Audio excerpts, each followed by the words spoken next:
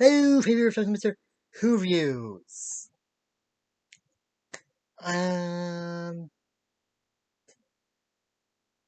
Today reviewing Young Justice, Go Forth, and Conquer. Yeah, it's backwards, but I don't know how to pronounce it backwards, so.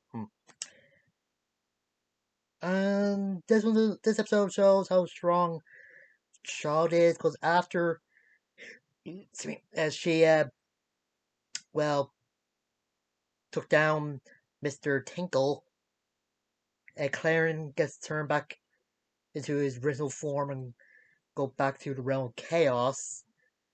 And the child decides to destroy the Tower of Fate. And I'm guessing if it wasn't for Mary chucking out Yakim and uh, Tracy's magical energies and fired about child, she will probably kill them as well. But, you know. Yakim and Tracy weren't really that happy to Mary did that with their consent, but they got over when they apologized. Dr. Fate now sees how much of a threat Sean is and accepts the young hero's help, but the world is driven into chaos with some places being overly warm, overly cold, or just a lot of madness that in the Justice League can't even pull all in. Even there's some villains are helping, like the Wizard, and I bet somewhere cats and dogs are living together. That's how much of a mass hysteria it is. Ugh. And this also shows the backstory of Satara, where someone was a stage musician and being inspired by Superman to be a hero, but seeing how much of that cuts in with his magical tour and spending time with the family, and someone like Ken Nelson's actually a bit of a mentor to him, and lose his wife to cancer, and his own how much he wants to protect his daughter Satana. Hmm. With Clarion, he actually possesses the bus or the school bus that's been shown throughout the series looking for heroes. Yeah, so he's going through space and time to find heroes.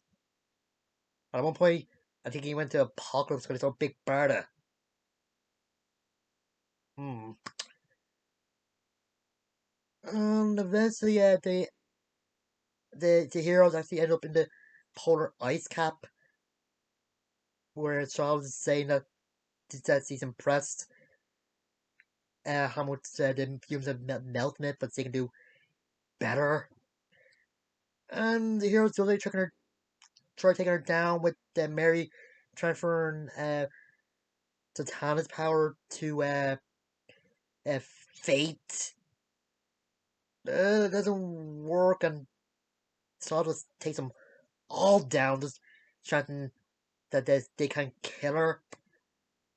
And looks like Fate is on his last legs, and the helmet is nearly broken, and looks like he's see through. Turn out it's tired telling his story to Fate because he wants Fate to pass on some words to Zatanna in case anything bad happens to him, since he's willing to sacrifice himself to protect Earth 16. So, yeah. In the C plot, focus on Beast Boy and how his depression is hurting his acting career on Space Trek. Yeah, I really hope they have him they get better at some point. This is kind of sad seeing a hero like him going through this spiraling depression at this point. But and I think it's a pretty good episode. Good seeing the backstory to Tara and seeing Diana, Donna, and Cassie together. That's cool.